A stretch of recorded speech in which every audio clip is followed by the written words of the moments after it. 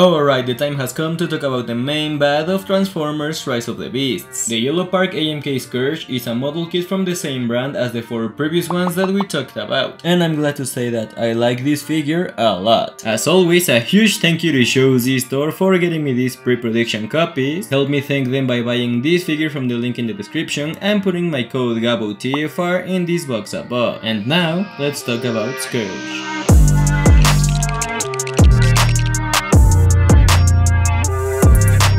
As I mentioned in the previous reviews of these model kits, the construction is too simple and enjoyable. It won't take you more than 10 minutes and results in this beautiful figure. Pretty much the CGI model in person. That is the advantage of having a figure that doesn't transform and that is not based on concept art. This figure recreates the CGI model almost perfectly, with a lot of sculpted detail, especially from the waist up, and a good amount of mechanical detail. Look at the beautiful sculpt job he has on the back. And like the previous 4 figures, this one has a pretty flat paint finish, but I still think it looks really good. Plus, the lack of paint really encourages you to customize it. I've already seen a couple of customs on Instagram and they really make this figure look identical to the CGI model, but it doesn't look bad out of the box. It's casted mostly in this gunmetal grey plastic and has a lot of silver paint accents along the surface, most notably on the armor pieces and also on the sculpted details of the badges of the bots he has killed. Although I don't love that these details on the arms are merely mirrored. The shoulder pads and the biceps have the same insignia on both sides, but from the elbow down, since it's a different mold, is where they actually decided to have different sculpted detail. I would prefer that they gave him more variety, but it's not that big a deal. And it also has a few red details, and when I say a few, I literally mean just 8. And now let's zoom in on that beautiful mask of the TerrorCon logo, and I must say that I love how it looks. It has very good sculpted detail and it's also painted on a very nice silver, plus it has a certain gimmick that we'll talk about in a second. The only thing that I dislike about how it looks is that the mouth always seems to be open. I mean, it's supposed to be closed here, because it can be articulated to open a lot more, but when closed, this is as far as it can go, and it does leave a small gap there. Something like that. It never completely closes it, but oh well. And the eyes are very nicely painted red, with an orange dot on the center to give the illusion that it's shining. If only they had done that to Bumblebee. But yeah, overall, I really like this model kit. I really don't think that there's anything where an upgrade kit is needed to make it look better, although they are developing a chest piece with LEDs that's kind of flirting with me. But out of the box, it looks perfectly fine. A very well done job.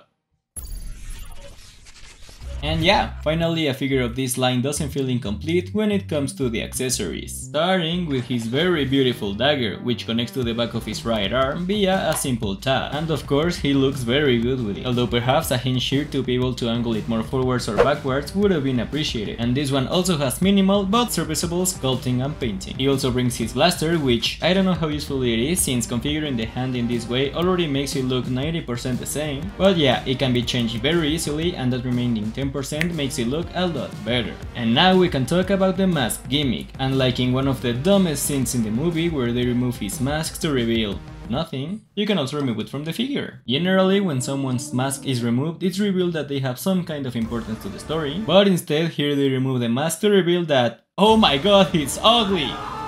I want to clarify that that is not a complaint about the figure, but rather a problem with the movie. It's like the enemy scrotum, something silly in the movie, but we love that the figures have it. Anyway, putting my small movie rant aside, this gimmick is very fun. But some people may not like the huge port on the forehead where the mask connects, which is why they decided to include this extra accessory. It's basically the same piece, but without that hole in the forehead so that you can recreate that scene with your figure. And yeah, those are all the accessories for this figure. You might have noticed that here they didn't include alternate hands, but that's because this figure has a perfectly well articulated hand that we'll see in a second. But like I said, this figure doesn't feel incomplete in terms of accessories, which I love. And now let's quickly pay a visit to oh, very well done. Here's Bagheera. She hasn't changed a lot in the last 3 days. Anyway, onto the articulation.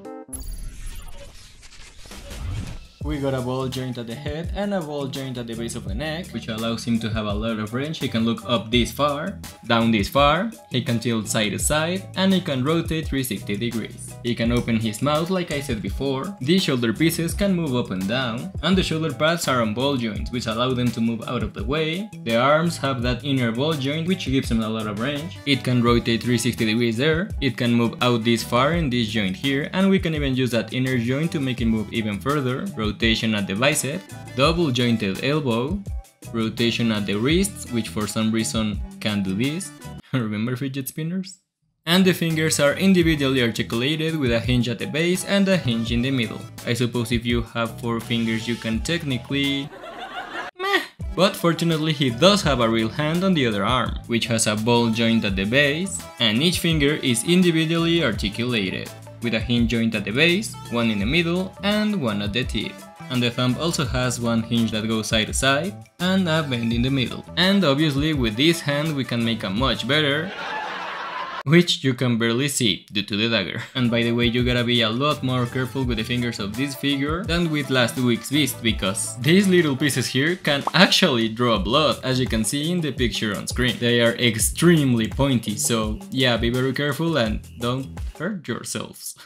The torso is on a double joint that's very similar to every other Yolopark figure, which kinda works like a ball joint. It can barely move forwards and quite a lot backwards. And we have a rotation at the waist. The legs are on these double hinge joints, which allows him to kick forwards quite a bit and quite a bit backwards. And when engaged he can do a pretty decent split, just be careful not to pop out these pieces of the legs.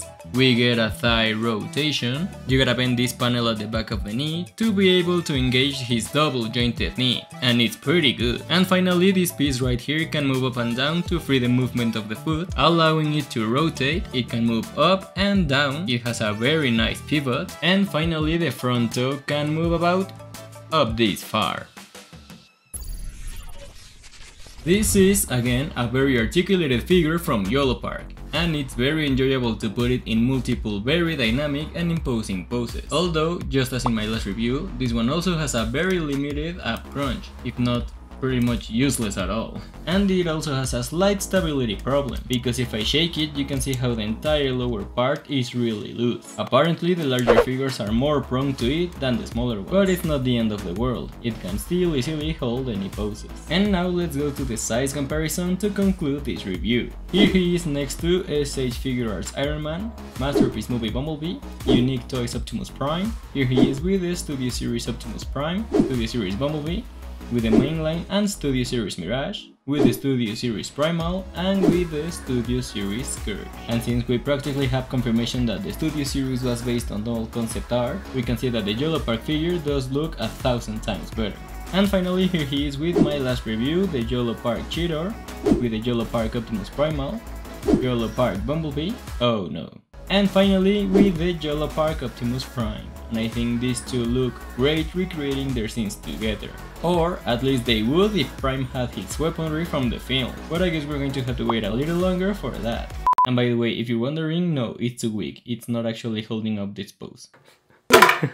And yeah, this Rise of the Beasts Yolopark collection looks better and better. I think that so far they have all looked almost perfect, very well articulated, and at a very good price. If you have Prime, I do believe that you should go get this SCOURGE to give him someone to fight, because in conclusion, this is a very good figure, and unlike Cheetor, I think there will be great interest in this one. And if you're looking to add into your collection, it is available right now at showzstore.com, again for a very good price. This is what I like the most about this group of figures, they are a very good alternative to the Studio Series figures at an honestly very affordable price. The only bad thing is that they don't transform, but honestly that doesn't have to stop you from getting them, just as my friend Steven Epic Nation demonstrated in his latest stop motion. Seriously, if you haven't followed him yet, you're missing out on some very high quality stop motions. Go do it! But yeah, you can get this figure right now at Showzy Store, and don't forget to use my code GABUTFR to help the channel. Links in the description.